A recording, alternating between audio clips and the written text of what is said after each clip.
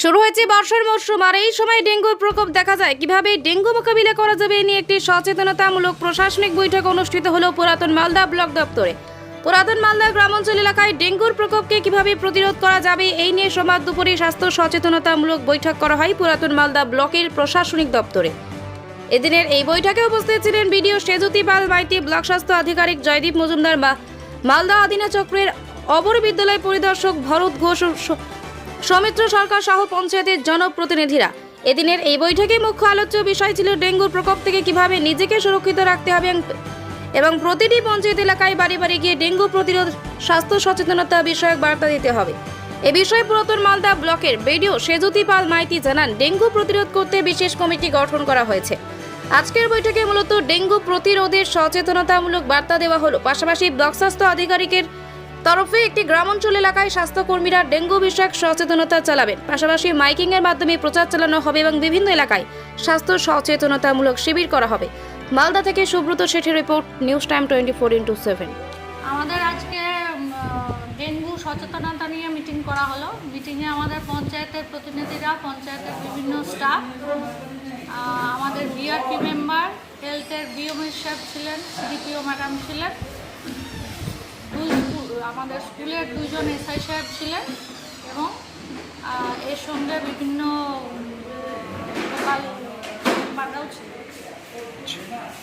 যেহেতু এখন ডেঙ্গুর প্রকোপ আস্তে আস্তে এখন শুরু হচ্ছে, তো এইটা আমাদের একটা সাবধানতা অবলম্বন করার জন্য একটা মিটিং করা, যে ডেঙ্গু হওয়ার আগেই আমরা যাতে সাবধান হয়ে যাই এবং এই ডেঙ্গুর প্রকোপ যাতে বাড়তে না পারে, এই জন্য আমাদের পঞ্চায়েতকে নির্দেশ দেওয়া হলো যে তারা যেন তাদের সমস্ত আমাদের যে টিমগুলো আছে ডেঙ্গুর কাজ করে তাদেরকে একটু অ্যাক্টিভভাবে কাজে নামায়।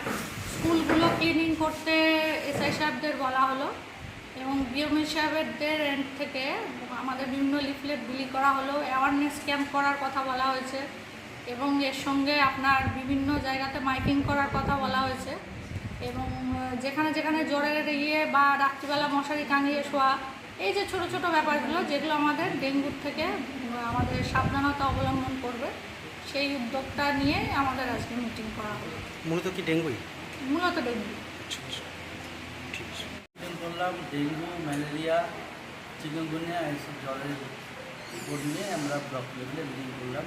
মিটিংয়ে ছিলেন আমাদের বিডিও ম্যাডাম ছিলেন, সিডিপিও ম্যাডাম ছিলেন এবং সমস্ত সুপারভাইজার, পঞ্চায়েতের সমস্ত অফিসার, ডিউটি অফিসার, পঞ্চায়েত প্রধান ম্যাডাম সবাই উপস্থিত ছিলেন। তার সঙ্গে বিআরপিটি সবার সঙ্গে বসে একটু মিটিংটা হলো, সুস্থভাবে মিটিং হচ্ছে। মিটিংয়ের মেন ইস্যু হচ্ছে যাতে ডেঙ্গু রোগটা আবার চারিদিকে ছড়িয়ে না পড়ে বা আউটব্রেক যাকে বলে আউটব্রেক সেটা যেন না হয়।